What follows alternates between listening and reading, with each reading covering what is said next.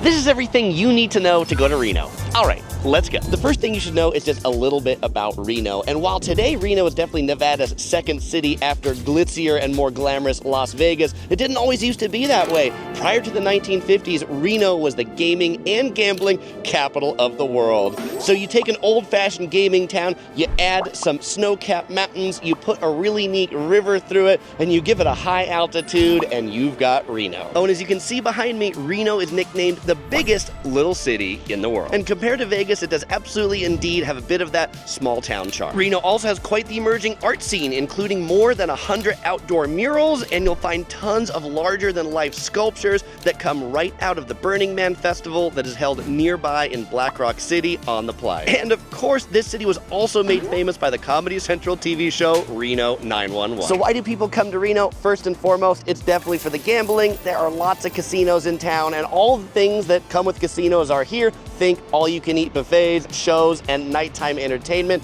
People also come here to experience nature. It is the closest airport you can fly into to get to Lake Tahoe, so a lot of people are on their way in and out of Tahoe. But Reno itself has a lot of great nature that I'm going to show you through the course of this video. The second thing to know is some information to help you get oriented to Reno. Reno is located just a short 8 miles from the California-Nevada border. In the center of town, you'll find two interstates that intersect: the I-80, which runs east-west, and the I-580, which runs north-south. And if you go further south, that becomes the Highway 395. Downtown Reno is home to many of Reno's major casinos, hotels, tourist attractions, museums. One of my favorite parts of downtown, where I'm standing right now, is the Riverwalk district. The Truckee River runs right through downtown. Here, this little quaint neighborhood with lots of little local shops and restaurants. You can stop in the nearby Reno Tahoe Visitor Center inside Home Means, Nevada, if you want to pick up some maps and pamphlets. You can easily park on the garage at the corner of First Street and Sierra,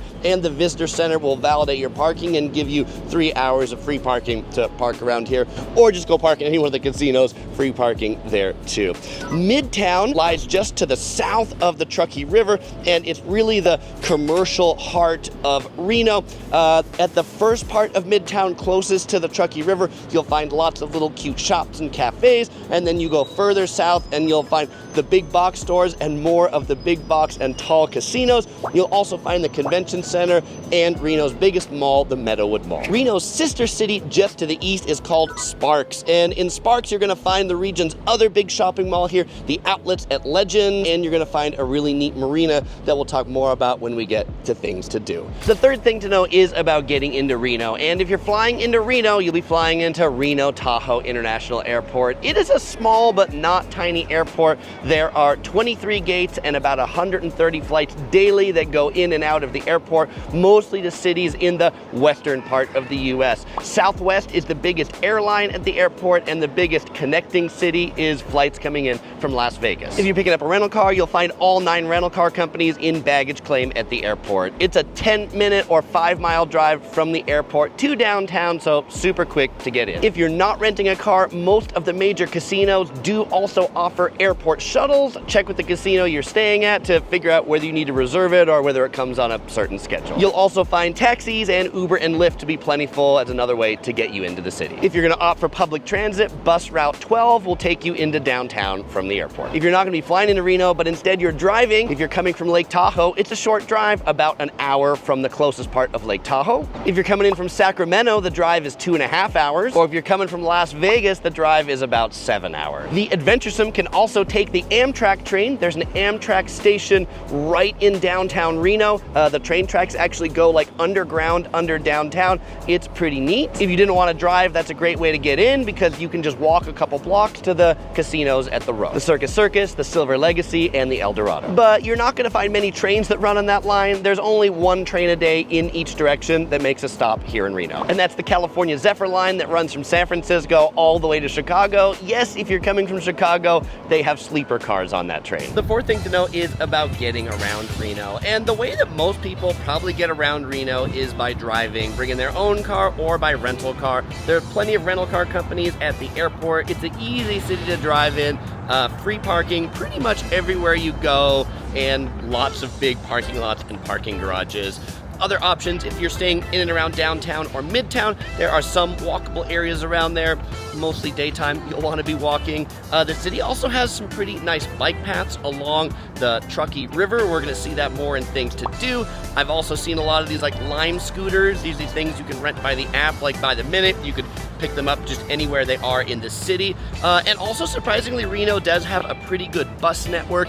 You will find the hub for the buses at the 4th Street station here in downtown, and they'll take you down Virginia Street, that main thoroughfare, all the way to the Meadowood Mall. The fifth thing to know is about the weather and when to go. And what you need to know about the weather is that Reno sits high atop the Sierra Nevada mountains at an elevation of 4,500 feet, and so it definitely has mountain weather, though not as mountainous as the mountains of Tahoe back there. You'll find sunshine 300 days a year in Reno.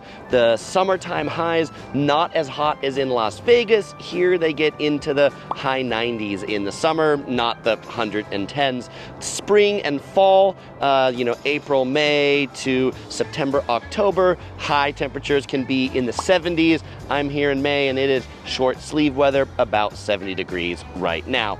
Though because of its mountain elevation, the nighttime lows can drop 30 to 40 degrees from the daytime highs, so you will want to bring clothes for daytime temperature and for nighttime temperature. If you are coming in the winter, it gets really cold in Reno in the winter. It gets below freezing. It snows. It doesn't generally stick a lot in Reno, but it definitely does get cold enough to freeze and ice. And so if you are coming in the winter, think December, January, February, you will want to bring warm winter clothes and warm winter jackets with you. And so now the question of when should you go to Reno? High season, which is when most people come, tends to be summer into early fall. So think like August and September are really the high season for Reno. If you want to come in the shoulder season, April and May have a lot better rates and a lot lower crowds. The room rates are going to be even cheaper in the winter, but then you're going to be dealing with some pretty frigid temperatures. Oh, and by the way, where is this shot right here that I'm shooting this? This is at the Sparks Marina, right next to the Legends Outlet Mall that we'll talk about in things to do. The sixth thing to know is about the casinos in Reno. Reno has about 20 casinos in total, but I'm just going to cover some of the major ones. Now, the most famous set of casinos in Reno, or the most well-known, are the 3 casinos that are known as the Row. These are right along Virginia Street, right next to that big illuminated Reno sign. And there are 3 hotels: the Silver Legacy, which is the newest casino in Reno, the El Dorado, and the Circus Circus. They're all right next to each other, and they essentially operate all as one big hotel complex. They're all owned by Caesars Entertainment, that owns Caesars Palace in Las Vegas. And in addition to like just walking next to them at street level, like you can right here, they're also all connected by bridges on the 2nd story, so you can really walk among all of these things from one to the other completely seamlessly.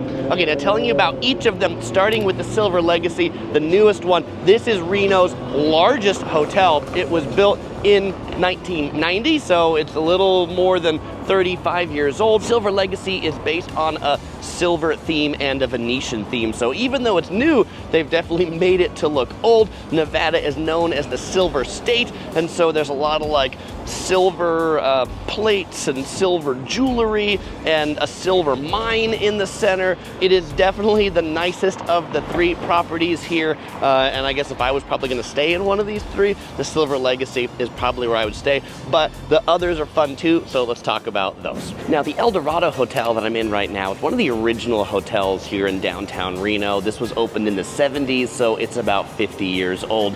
The theme of this place, really odd. Just like old school casino is what I'm gonna say. Like, they put everything in here that they thought they would look cool. For example, stained glass ceiling. For example, statue of a pig. For example, some bizarre fountain that I don't even know how to describe. This place is really a mishmash of stuff, but for a place that's 50 years old, they've actually done a good job keeping it up. It's also the kind of place that has a 24-hour coffee shop with some pretty good pastries that I think I'm gonna have, by the way. Oh, and the other thing I wanted to mention about this whole row complex is generally the way these hotels work is the ground floor is pretty much all casinos, like gambling and all of these, and then the second floor is where they put like most of the restaurants. And the final hotel of the trio, Circus Circus right here, turns out to also be really big. It has about 1,600 hotel rooms, making it the second biggest in downtown Reno and the third biggest in all of Reno. But it is definitely the least maintained or least nice of the trio of hotels, which, you know, the running gag I have in my videos is how awful the Circus Circus is in Las Vegas. But it turns out this one isn't owned or operated by the same people as Las Vegas. This one's operated by Caesars. The one in Vegas isn't, but this one has a lot of similarities to the one in Vegas. It's got the same big top, it's got the same circus shows, well, maybe not the same circus shows, but it has circus shows. It's got video games. It's got a pretty nice food court up on the second floor, but the casino itself, pretty sad in there, pretty empty and pretty devoid of life. Now, also in downtown Reno, just a couple blocks behind the El Dorado Hotel is the newly remodeled J Resort. They've poured a bunch of money into this place, and I would describe the theming of this hotel as blue. There's a lot of blue on the outside and on the inside. Definitely a stark contrast between the, I'll call it low ceiling original casino and the new soaring ceiling casino. The hotel check-in right there in the middle casino. There is a nice non-smoking lounge with a bar in there where they've got live entertainment on the weekend. And it's still not done. They're still working on this one. They're remodeling the buffet, and that'll be reopening soon. All right, now let's talk about the luxury casino properties. The first one that I want to cover is the Atlantis. This one is a big hotel with 800 guest rooms. It has an interesting tropical theme, themed after the lost city of Atlantis. You will find fountains, columns, unicorns. What does that have to do with Atlantis? I don't know, but it is a really interesting property. It's been around since 1972, but they've clearly spent a lot of money renovating it over the years. One of my favorite parts of this property is the Sky Terrace and the like sushi restaurant that's there. This is actually how you get to the parking lot, is by going over this Sky Terrace to the parking lot. I just thought it was a bridge looking from the outside, but turns out it's a restaurant, which I think is super neat. The buffet is alive and well here. Toucan Charlie's, how much is it gonna cost you? Lunch is in the mid-30s and dinner on the weekends is in the mid-50s. Overall, this casino has a pretty nice vibe. Yes, it is kind of smoky, but it is well maintained and fresh and clean. Oh, and if you believe the hotel's marketing, they say that the Atlantis has been rated the #1 Reno resort on TripAdvisor for the last 8 years running. I also do want to point out that it appears to be kid-friendly, as there's a good-sized arcade up on the second floor over the casino. Next up, we've got the Pepper Mill. This is probably the closest competitor to the Atlantis, literally and figuratively. Literally because it's just a couple blocks from the Atlantis Hotel. Figuratively because this is also a very nice higher-end luxury property. At first look from the outside, the theme appears to be red because there's a ton of red here in the valet drop-off area. There's red through the doors as you come in. Like, I wasn't sure if it was going to be all red on the inside, but it turns out the theme on the inside is kind of a modern Italian theme, and the statue of David that I saw on the outside, that should have given it away because there are Italian statues all over the inside of this property. What there are also all over the inside of this property are gigantic screens everywhere. They must have spent like $100 million on the screens inside of this place, many of them playing imagery from Italy, I guess because maybe the theme doesn't do enough to make you feel like you're in Italy, so they decided to add the screen so you can see Italy as well.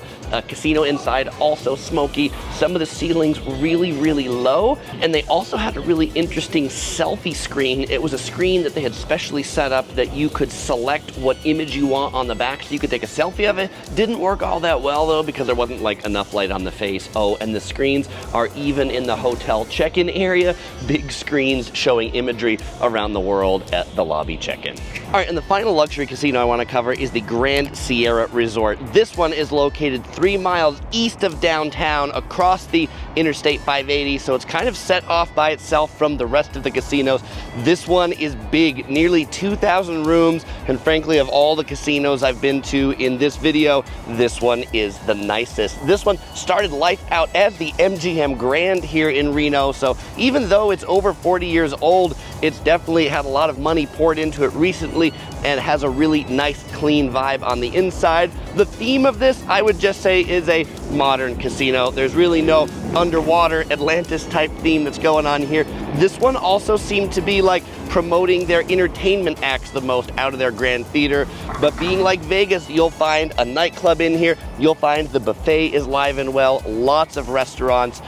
In addition, underneath the casino floor, there's a big shopping area that has what I think was the best arcade for kids of all the casinos I've been to. It even has an indoor playground and climbing center on the inside. If you prefer the big kids, they've also got virtual reality games and axe throwing and an escape room. Also really interesting, no golf course here, but they do have a really neat driving range where you actually hit the balls out onto a bay, onto these little islands. If I was gonna stay at one of these luxury casinos that are out of downtown, this is the one I would stay at. I have a 4-year-old daughter, so we're kind of like looking for family-friendly places. This feels like the kind of place that we could have a lot of family fun. The next thing to know is about hotels or where to stay in Reno, and certainly you could stay in any of the casino hotels that I talked about. Should you stay in the ones that are here in downtown Reno, the Row?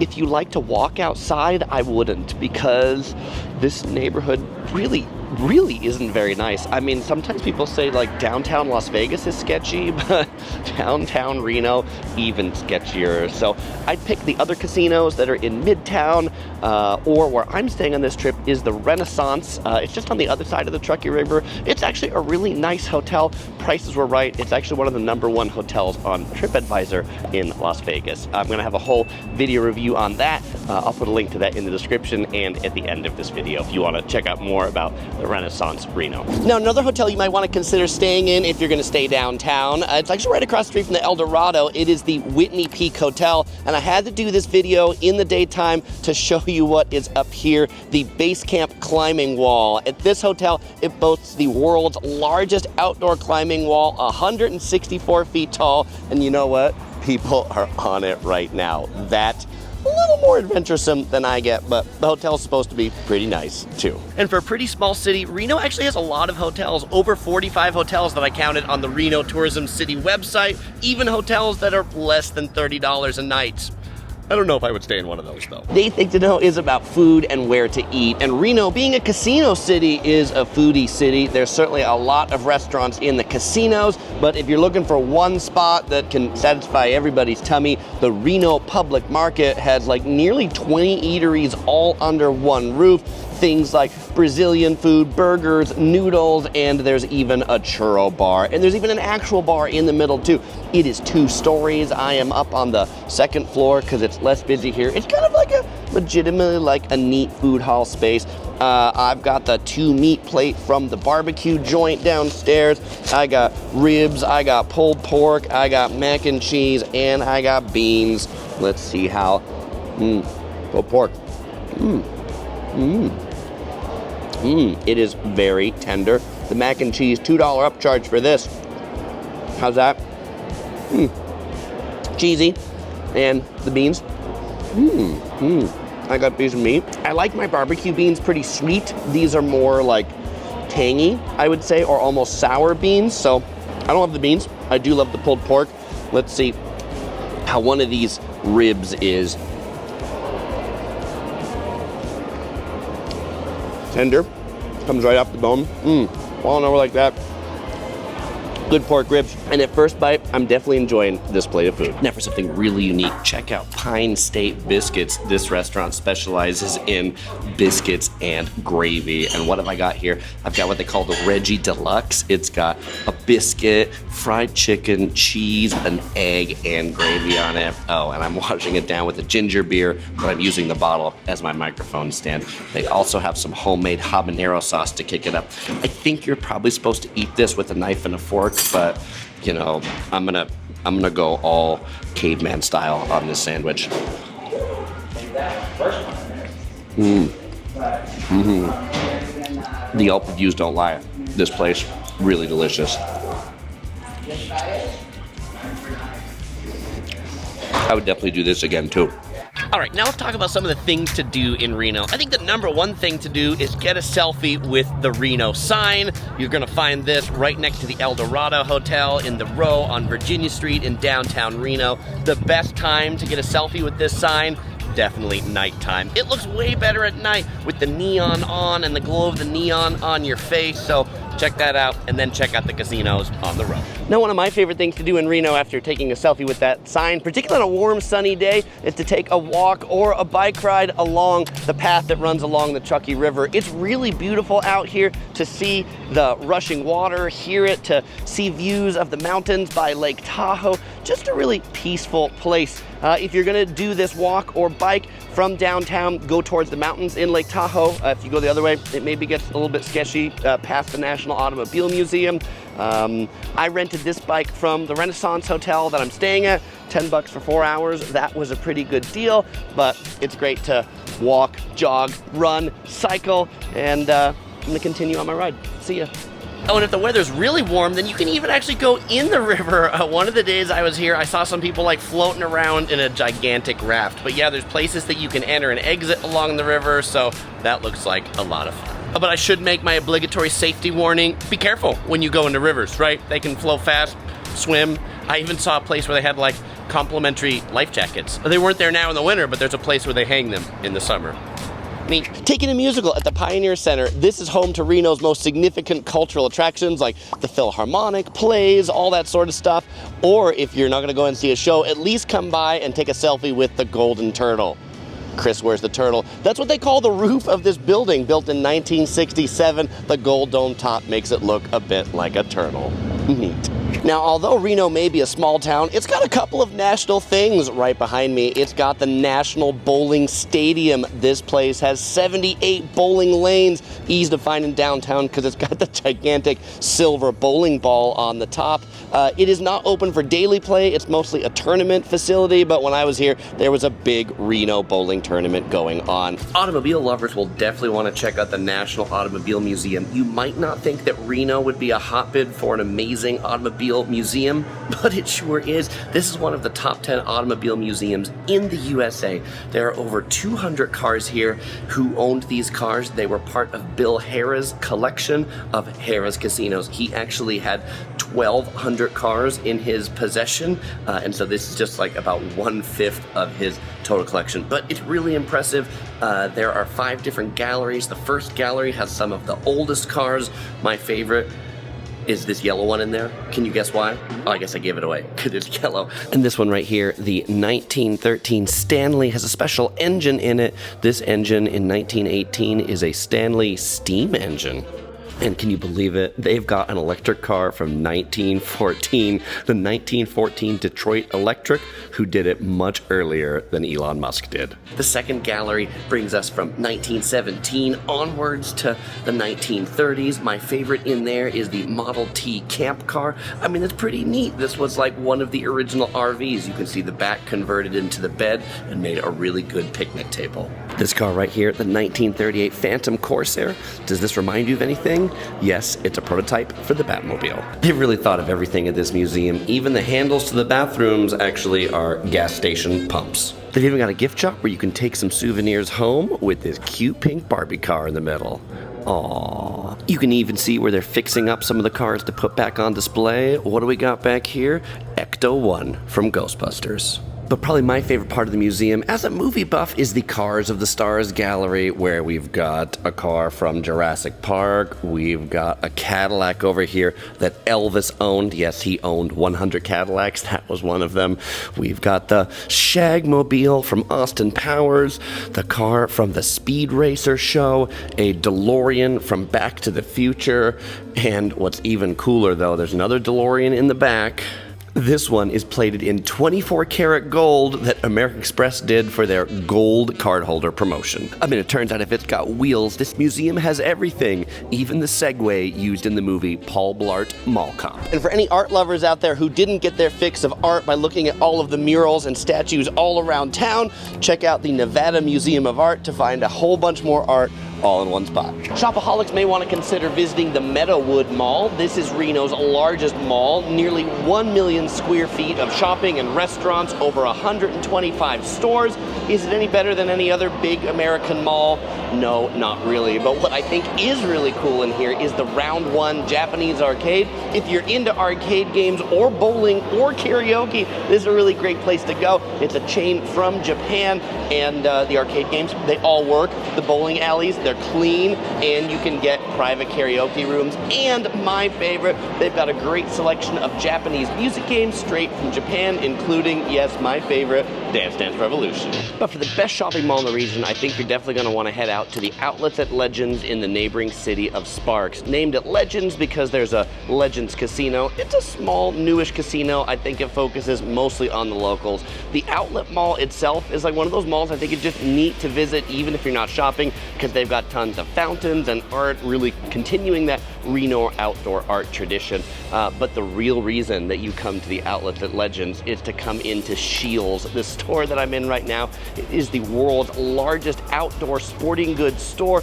This place is so large. It has a Ferris wheel inside. It has aquariums inside. It has a display of animals inside. It has displays of presidents, including a robotic Thomas Jefferson. There's a bowling alley in here. There's a shooting range in here, like the coin-operated variety.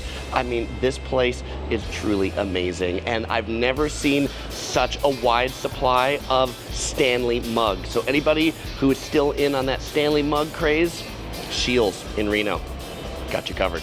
Oh, and when you're done with the mall and Scheels, definitely check out the neighboring Sparks Marina next door. A really neat body of water with a running, cycling, walking path around it, and great views of the Sierra Nevada mountains in the distance. And the last thing you might want to consider doing is visiting Lake Tahoe. I told you the airport is named Reno Tahoe. They're definitely trying to brand this area the Reno and Tahoe region. Being just 45 minutes from Reno, you can totally do it as a day trip. There's lots of great stuff to see around here. Even if you don't want to do any hiking, which is super popular in the summer, lots of great hikes, you can just drive around the lake. 3 hours for the scenic drive around Lake Tahoe, the largest alpine lake in the USA. It is 22 miles long, 11 miles wide, and 1,600 feet deep with crystal clear blue waters.